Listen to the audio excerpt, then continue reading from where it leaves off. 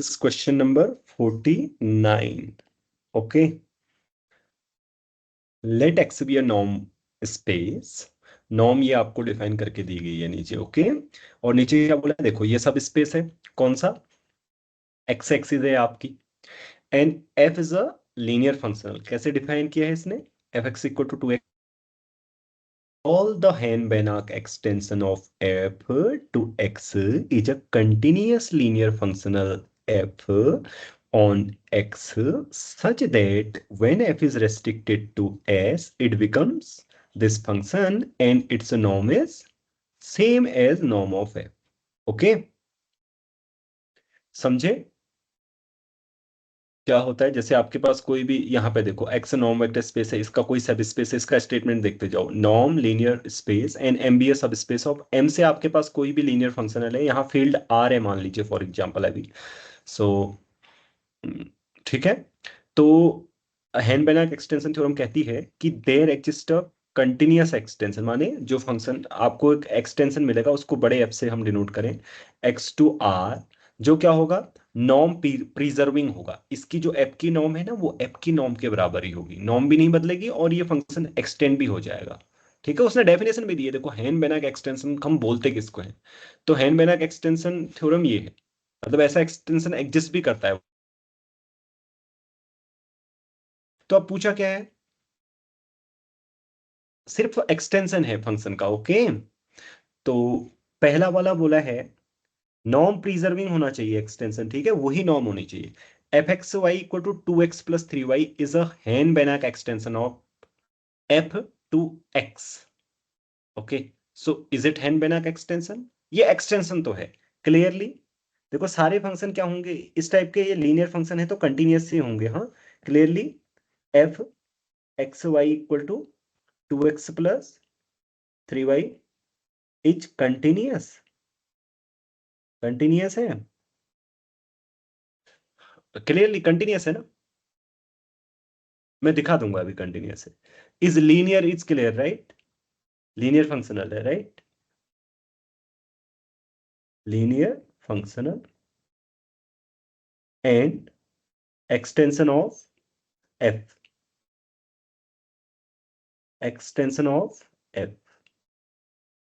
ये सब देख पा रहे हैं. देखो इसी एक्स एक्सिस में लेंगे तो एक्स एक्सिस में वाई जीरो होता है तो ये फंक्शन बन जाएगा 2x. तो यही है वो फंक्शन. यहाँ पे देखो F X zero equal to 2x. Okay. So see, अब इसका नॉर्म देखते हैं. नॉर्म कैसे निकालते हैं फंक्शन का? Norm of mod of F x Y equal to क्या आता है, मैं आपको याद दिला दूं नॉर्म होता क्या है पहले. नॉर्म होता है ये, नॉर्म ऑफ एफ होगा mod of F x Y over norm of X Y. Okay. Where this X Y is not a zero vector. Okay. Not zero vector. Belongs to, ऐसा लिख देते हैं, आर स्क्वायर माइनस जीरो. ये norm होती है. ठीक है. सो अगर हम नॉर्म निकालें, इसकी नॉर्म निकालना चाहे तो हम क्या करेंगे, पहले हम देखते हैं कि इस टाइप के एलिमेंट आ कैसे रहे हैं, मतलब इस टाइप के जो एलिमेंट्स का कलेक्शन है उसका कोई अपर बाउंड फाइंड करने की कोशिश करेंगे. नाउ mod of fxy,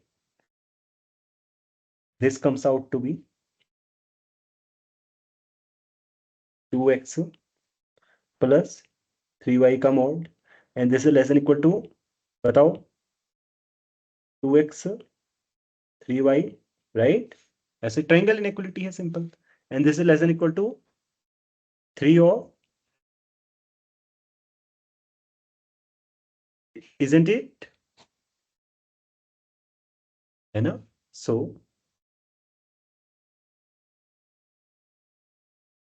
यहां से हमें क्या पता चला, नॉर्म, वो नॉर्म ऑफ एक्स है, देखो एक्स वाई है. ठीक है, ये उधर दिखाई दे रखा है क्वेश्चन में. देखो ये norm of X Y define करके दिए, राइट.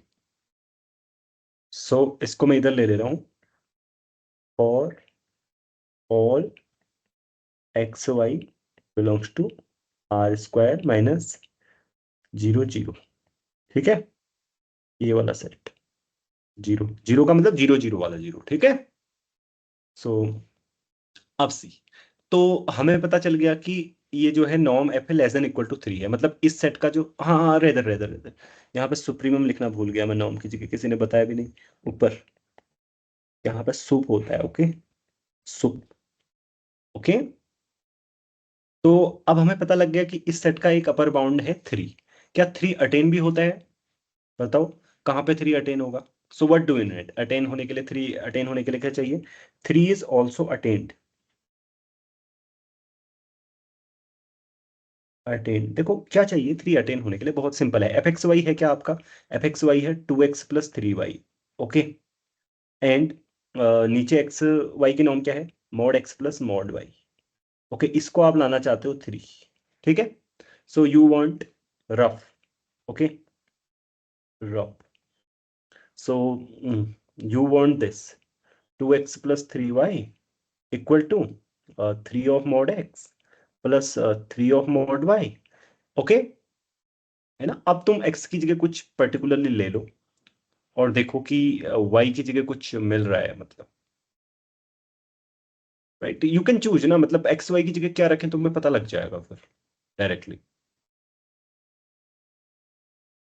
जैसे x इक्वल टू जीरो ले लिया मैंने, तो y इक्वल टू क्या आएगा?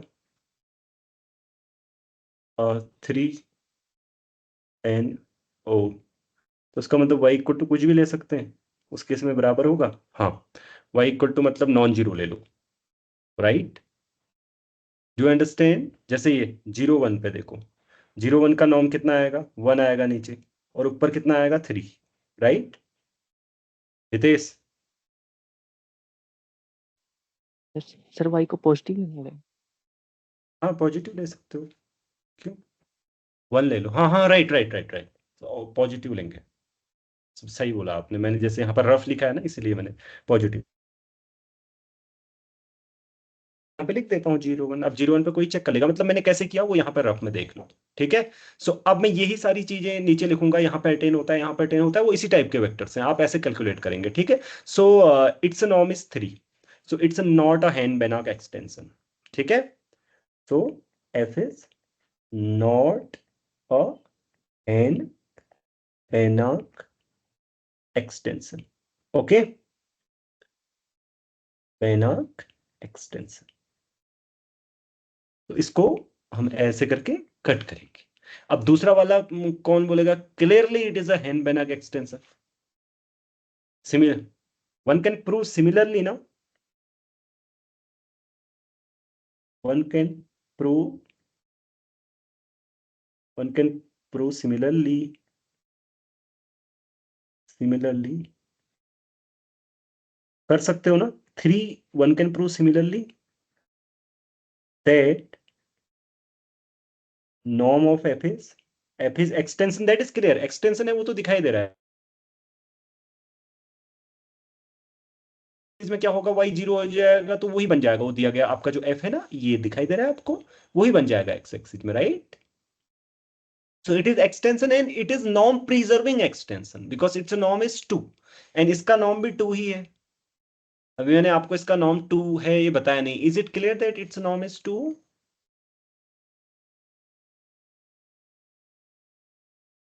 मैं लिख देता हूँ, हाँ। And f is not Henbanach extension because norm of f,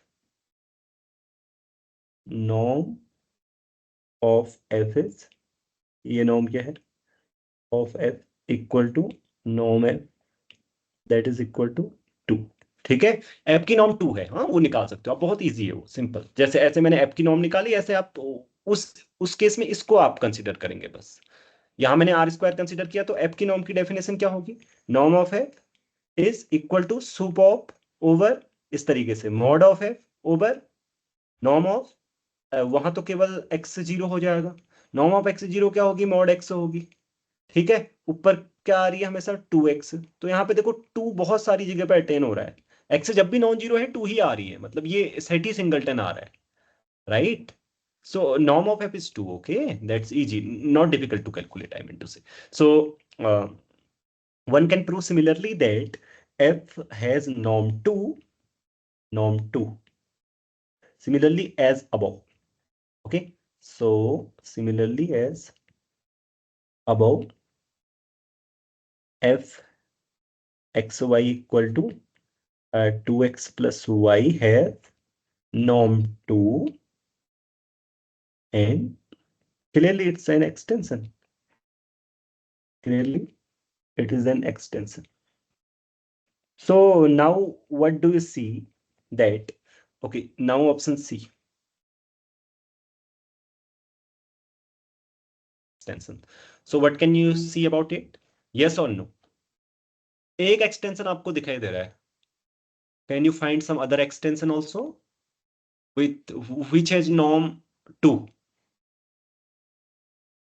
Yes, right?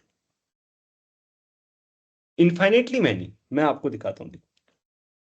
बहुत ही आसान है, वही तो करना है आपको, बस उसी से 2x, इसका नॉर्म कितना आएगा, आर वाई ले लो, यहाँ पे आर का मॉडुलस ले लो, less than equal to 1, R belongs to R. ठीक है, prove that it's a norm is 2. You can prove by the similar method, मैंने ऊपर बताया. हाँ, clearly F is an extension, F is an extension, and similarly one can prove, it can be prove can be proven, it can be proven similarly as above,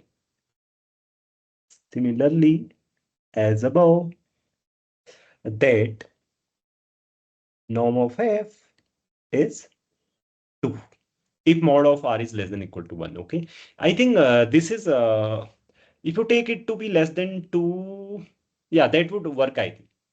Yeah, you can take it to be